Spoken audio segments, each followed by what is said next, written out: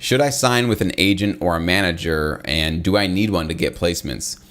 Now, typically I want to just say no to having a manager, to having an agent, to having somebody represent you, only because I don't have one and I haven't really needed one to do well in this business, okay? Now, there probably will be situations for some of you that if there's somebody approaching you saying, hey, I'd like to manage you, I want to be helping you out and help you get placements, I wouldn't just write them off just because they're looking to probably take a little, 10 to 20% maybe of your income. Because what if they do have some pretty powerful relationships? Like even this late in my career, I'm almost 10 years into this business.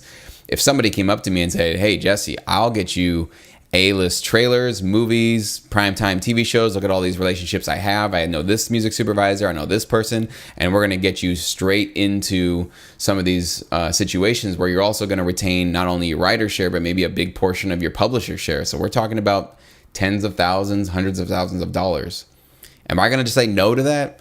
Again, you got to just weigh the pros and cons. So if generally how I would look at it is if an agent or a manager came up to me and said, I want to take basically 20%, 10% of your income by managing you, representing you, my first question is great. Justify it to me, right? Show me the income, show me your relationships, show me the TV shows you're going to get me, and give me some guarantees that if you don't get me certain placements and certain income or certain whatever within 6 months, a year, 2 years, however long it is, then we terminate the contract, right? And that's how normal agent manager contracts go. They shouldn't go for more than 2 years.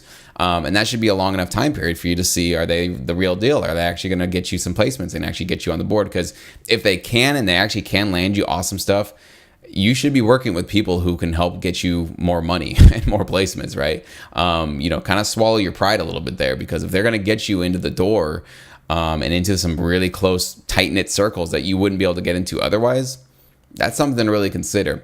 But to answer the second question, no, you do not need one to be getting placements in this business, okay? So if somebody tells you and they come up to you and say you need a manager and or agent to be successful in this industry, send them to me. No, you don't. I never had one that would help me get my placements, okay?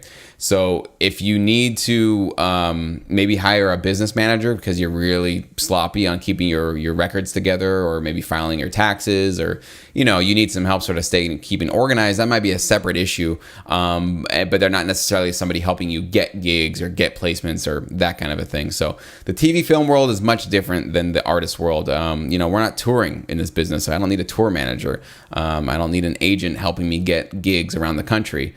So it's a little bit different, and I like to negotiate for myself. So if somebody's offering me something, I like to just talk about it myself. I can negotiate. I can say what I feel is fair. I can say what I don't think is fair. And so why do I have somebody doing that for me?